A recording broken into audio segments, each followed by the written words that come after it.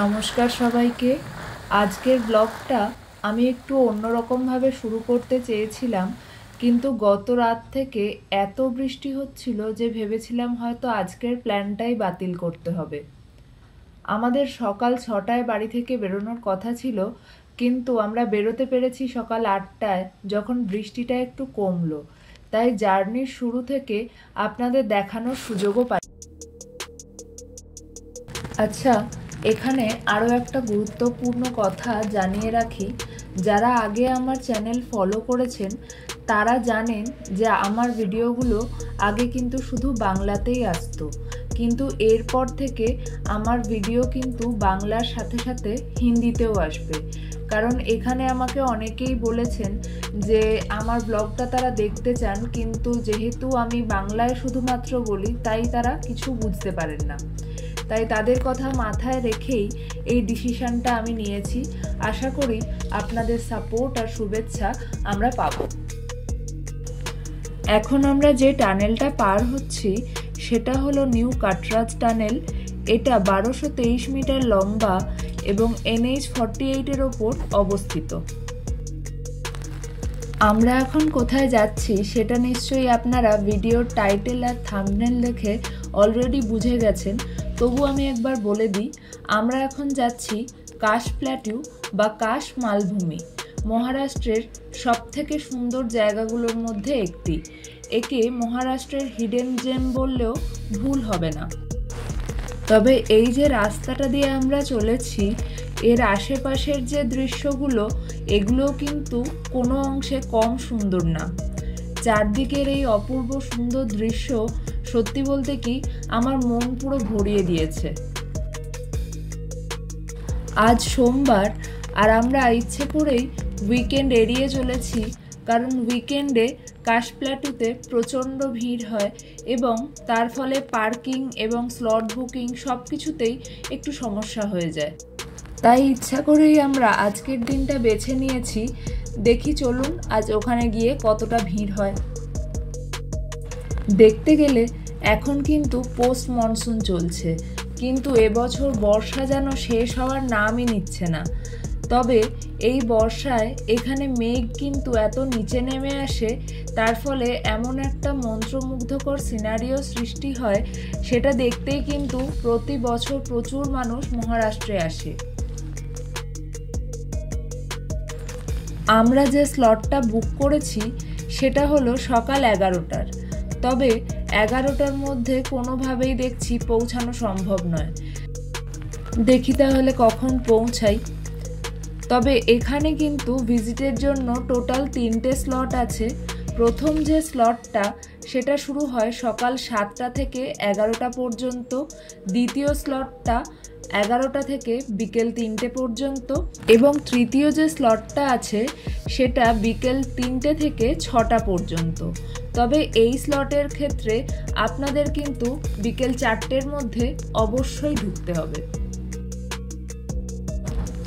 এখানে প্রতিটা স্লটে মাত্র 1000 জনকেই ঢোকার অনুমতি দেওয়া হয়। তাই আমি সাজেস্ট করব, যদি আপনারা উইকেন্ডে আসেন তবে কিন্তু আগে থেকে অবশ্যই অনলাইনে বুকিং করে আসুন, কেননা উইকেন্ডে এখানে প্রচুর ভিড় হয়। তো 1000 জনের মধ্যে আপনি যে ঢুকতে পারবেন তার কোনো কিন্তু গ্যারেন্টি নেই। বুকিং সাইটের লিংক আমি ডেসক্রিপশন বক্সে দিয়ে দেব। আর একটা ব্যাপার মনে রাখবেন, অনলাইন টিকিটের প্রিন্ট আউট অবশ্যই সঙ্গে নিয়ে আসবেন, কারণ এটা কিন্তু বুকিং কাউন্টারে দেখাতে হয়। তবে আপনারা যদি চান অফলাইনেও কিন্তু টিকিট কাটতে পারেন। তবে আমরা গতকাল রাতেই অনলাইনে বুক করে নিয়েছিলাম এবং আজকে সকালে সেটার প্রিন্ট আউটও করিয়ে নিয়েছি। অনেকেরই হয়তো প্রশ্ন থাকবে টিকিটের দাম কত। তো তাদেরকে জানিয়ে রাখি, এখানে টিকিটের দাম 150 টাকা পার হেড। যদি আপনি গাইডেড ট্যুর আলাদা করে নিতে চান সেক্ষেত্রে আপনাকে দিতে হবে জন প্রতি 200 টাকা।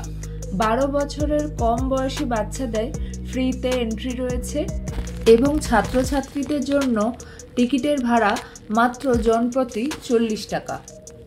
তো এই ছিল কিছু গুরুত্বপূর্ণ তথ্য। তাহলে আমার সকল পুরনো এবং নতুন বন্ধুদের বলছি, আমার সঙ্গে থাকুন এবং এই সুন্দর দৃশ্য উপভোগ করুন।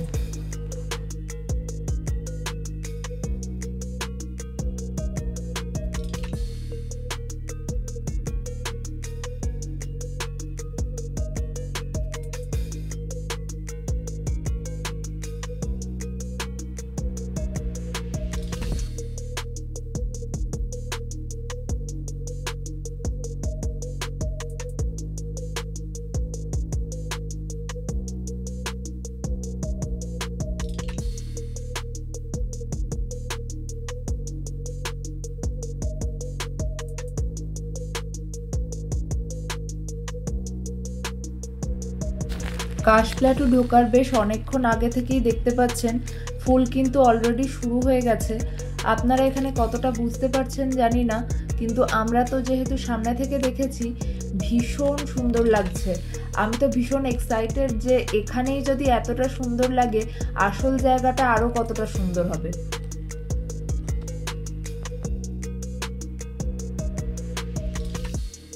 নমস্কার, আমি প্রদীপ্তা আর আপনারা রয়েছেন আমার চ্যানেল ওয়ান্ডার লাইফে আমাদের সাথে। আজকে আমরা যাচ্ছি কাশপাটার। এটাকে মহারাষ্ট্রের ভ্যালি অফ ফ্লাওয়ার্স বলা হয়। তো অলরেডি দেরি হয়ে গেছে, আমরা কিন্তু 11টা স্লটটা বুক করেছিলাম, এখন প্রায় 1টা বাজতে যাচ্ছে। তো চলুন এখন আর কথা বাড়াবো না, বাকি কথা রাস্তায় যেতে যেতে বলবো। আমরা এখন যেখানে থেমেছি সেখান থেকে কাশপ্ল্যাটু কিন্তু আরও আধ ঘন্টার দূরত্ব। কাশপ্ল্যাটু সাতারা জেলায় অবস্থিত এবং প্রতি বছর বর্ষার পর এই জায়গাটা রং বেরঙের ফুলে সেজে ওঠে। এটি পশ্চিমঘাট পর্বতমালার অংশ এবং এই যে দৃশ্যটা আপনারা এখান থেকে দেখতে পাচ্ছেন, আমার মনে হয় না এরপর আর বিশেষ কিছু বলার দরকার পড়ে যে জায়গাটা ঠিক কতটা সুন্দর। আমরা আজকে এই স্কুটিটা নিয়ে এসেছি। এটা আমরা ওয়াকার থেকে রেন্ট নিয়েছি। যদি কারোর প্রয়োজন হয় আমি ডেসক্রিপশন বক্সে দোকানের ঠিকানাটা দিয়ে দেব, আপনারা দেখে নেবেন। আবার চলতে শুরু করেছি, দেখি কতক্ষণে গিয়ে পৌঁছাই। আমাদের বাড়ি থেকে কাশপ্ল্যাটু কিন্তু বেশ অনেকটা দূর, প্রায় 5-6 ঘন্টা রাস্তা লাগে। কিন্তু সত্যি কথা বলতে আশপাশের দৃশ্যগুলো যেগুলো দেখতে দেখতে যাচ্ছি এতই সুন্দর যে একটুও বোর লাগছে না।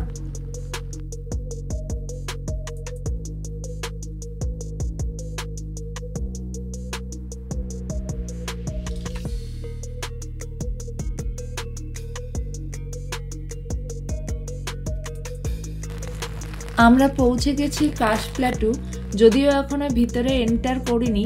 তো এখন দেখতে হবে কার পার্কিংটা কোথায় আছে। এখন বাজে প্রায় 1:30 আর দেখতেই পাচ্ছেন মেঘ এখনো কিরকম ভাবে রয়েছে। যতটা আমরা তবুও চোখের সামনে দেখতে পাচ্ছি, বাট মোবাইলে খুবই হেজি আসছে, ভালো করে দেখা যাচ্ছে না। এখানে আমাদের গাড়ি পার্কিং করা নিয়ে একটু সমস্যা হয়ে গেছিলো। আমরা এর আগের বার যখন এসেছিলাম তখন এখানেই পার্কিং করেছিলাম, বাট ওনারা বললেন এইবারে নাকি পার্কিংটা নিচে আছে। তো সেই জন্য আমাকে এখানেই অনেক নামিয়ে দিল, আর ও এখন গেছে নিচে গাড়িটা পার্কিং করতে। আর ও আসবে এখন বাসে। ততক্ষণ আমি না হয় এখানে ঘুরিয়ে ঘুরিয়ে আপনাদেরকে বাইরে থেকে যতটা সম্ভব হয় দেখিয়ে দিই। ও আসলে তারপর আবার একসাথে দুজনে মিলে ভিতরে ঢুকবো। দেখুন একবার সামনেটা কি অবস্থা হয়ে গেছে, মানে কিচ্ছু দেখা যাচ্ছে না, চারদিকটা পুরোই ধোঁয়া ধোঁয়া হয়ে গেছে। একদম সামনে থেকে গেলে একদম কাছের দিকটা অল্প একটু দেখা যাচ্ছে, তাও কখনো কখনো হাওয়া দিয়ে মেঘটা যদি সরে যায় তখন সেইটা খানিকক্ষণের জন্য একটু ক্লিয়ার হচ্ছে, তারপরে আবার যেইকার সেই। তো দেখতে পাচ্ছেন এখানে নানা রকম ফুল তো ফুটেছে, কিন্তু একদম সামনেরগুলোই আমরা দেখাতে পারছি, পিছনেরগুলো আমরা নিজেরাই কিছু দেখতে পাচ্ছি না। দেখা যাক, আরেকটু টাইম কাটুক, যদি আকাশ আরেকটু ক্লিয়ার হয় তখন হয়তো একটু ভালো করে দেখতে পাবো।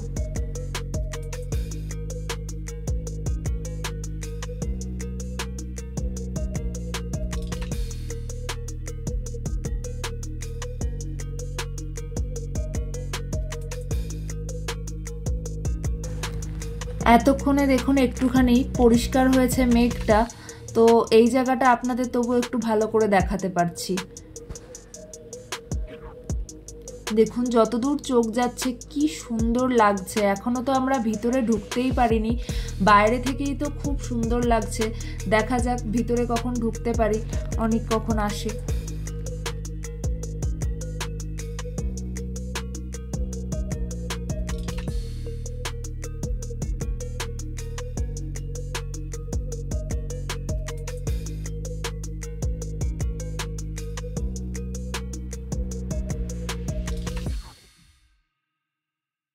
এই যে এতক্ষণে বাসের দেখা পেয়েছি, তো এই বাসটাতেই বললো আছে।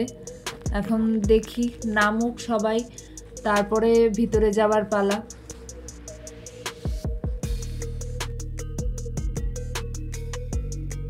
এই যে নেমে গেছে, এবার চলুন তাড়াতাড়ি ভিতরে যাই, অলরেডি অনেকটা দেরি হয়ে গেছে। আর এইদিকে দেখুন পিছনের দিকটাও পুরো দেখুন, যত দূর দেখা যাচ্ছে পুরো পার্পল পার্পল লাগছে দেখতে, এত সুন্দর লাগছে। ফাইনালি আমরা ভিতরে ঢুকতে পেরেছি এবং আজ আমি এমন একটা জায়গার সাথে আপনাদের পরিচয় করাতে চলেছি যেটাকে মহারাষ্ট্রের ফুলের স্বর্গ বলা হয়। এরকমই ভারতে আরও একটি বিখ্যাত জায়গা আছে যেটা উত্তরাখণ্ডে অবস্থিত এবং ভ্যালি অফ ফ্লাওয়ার্স নামে প্রসিদ্ধ। প্রায় 1200 মিটার উচ্চতায় অবস্থিত এই মালভূমিকে সেপ্টেম্বর থেকে অক্টোবরের মধ্যে যেন এক বিরাট জায়গা জুড়ে রঙ্গোলির মতো দেখায়। সেই কারণে একে বলা হয় valley of flowers of Maharashtra. 10 বর্গ কিলোমিটার এলাকা জুড়ে যখন এই পুরো জায়গাটা নানান রঙের ফুলে ভরে যায় তখন দৃশ্যটা সত্যি অপূর্ব হয়। এখানে প্রায় 850 প্রজাতির ফুল গাছ পাওয়া যায়, যার মধ্যে 624টা প্রজাতি IUCN যথা international union for conservation of নেচারের রেড ডেটা বুকের তালিকাভুক্ত। অর্থাৎ এই 624 প্রজাতির যে ফুল আছে এগুলো কিন্তু বিরল প্রজাতিভুক্ত। আরও একটি বিশেষ ব্যাপার হলো এর মধ্যে 39টি প্রজাতি এমন আছে যেগুলো শুধুমাত্র এই কাশ প্ল্যাটুতেই পাওয়া যায়। এই অসাধারণ জীববৈচিত্র্যের কারণেই 2012 সালে কাশ প্ল্যাটুকে UNESCO world natural heritage site হিসাবে ঘোষণা করা হয়েছে। তাই এই সৌন্দর্যের সংরক্ষণ করা কিন্তু আমাদেরই কর্তব্য।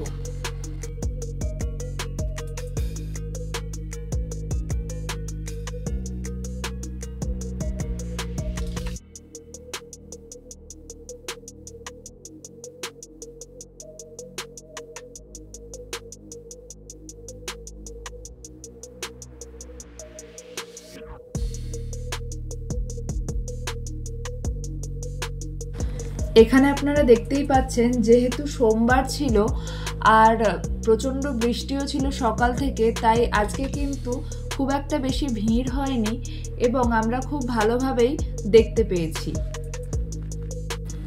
কাশ প্ল্যাটু শুধু একটা টুরিস্ট স্পট নয়, এটি প্রকৃতির এক সংগ্রহশালা, যা আমাদের বোঝায় যে আমাদের চারপাশের জীববৈচিত্র্য ঠিক কতটা সংবেদনশীল।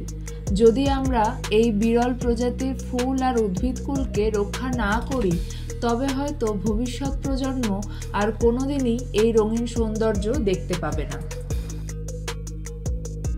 এখন ঘড়িতে অলরেডি 3টে বেজে গেছে এবং আমাদের এবার ফেরার পালা। যদিও এত সুন্দর জায়গা ছেড়ে যেতে ইচ্ছা করছে না, কিন্তু যেতে তো হবেই। আমরা এখন বাসে উঠে পড়েছি ওখান থেকে আর পার্কিং এরিয়ায় যাচ্ছি। এই হলো সেই কার পার্কিং এরিয়া। এখানেই কিন্তু আপনাদের ওই টিকিটটা দেখাতে হবে এবং তার পরিবর্তে ওরা আর একটা টিকিট দেবে, আর এখান থেকেই একে একে লাইন দিয়ে আপনাদের বাসে উঠতে হবে এবং বাস আপনাদের নিয়ে যাবে কাশ প্ল্যাটু। আমরা আমাদের স্কুটি নিয়ে নিয়েছি এবং রওনা দিয়ে দিয়েছি বাড়ির উদ্দেশ্যে। যদি আমার ভিডিও আপনাদের ভালো লেগে থাকে এবং ইনফরমেটিভ মনে হয়ে থাকে তাহলে প্লিজ একটা লাইক করে দেবেন, আমাদের চ্যানেলটা সাবস্ক্রাইব করে দিয়ে পাশে থাকবেন।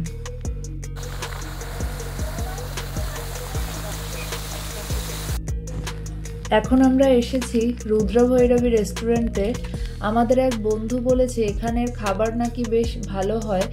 আমরা বাইক জমা দিয়ে এখন একটু ফ্রেশ হয়ে খাবার অর্ডার দিয়ে দিয়েছি, দেখি কখন আসে। খাবারটা এলেই চটপট খেয়ে বেরিয়ে যেতে হবে, খুব টায়ার্ড লাগছে।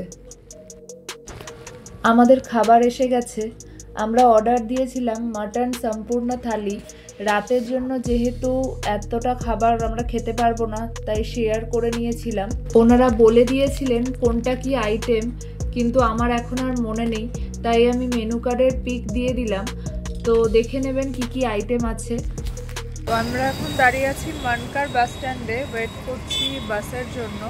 তো দেখা যাক, যদি বাস পাই তো ভালো, না হলে ওলা উবের কিছু একটা করে নেবো। তো দেখি কখন বাড়ি পৌঁছাই। তো বাড়ি পৌঁছে তারপর কথা হচ্ছে। আমরা এইমাত্র বাড়ি ফিরলাম। তো এখন প্রায় 11টা বাজে। তো দেখতেই পাচ্ছেন প্রচণ্ড টায়ার্ড হয়ে গেছি। তো যেহেতু স্কুটিতে গেছিলাম, পুরো চুল ঠুল সব নষ্ট হয়ে গেছে, হাওয়াতে পুরো চোখ টোক লাল হয়ে গেছে। আর মানে এত টায়ার্ড হয়ে গেছি, আর মানে পারছি না, প্রচণ্ড টায়ার্ডও লাগছে, ঘুমও পাচ্ছে। তো তাড়াতাড়ি ফ্রেশ হয়ে নিয়ে এবার শুয়ে পড়বো। তো আরেকটা ইনফরমেশন আমার মনে হলো যে শেয়ার করে দেওয়া দরকার।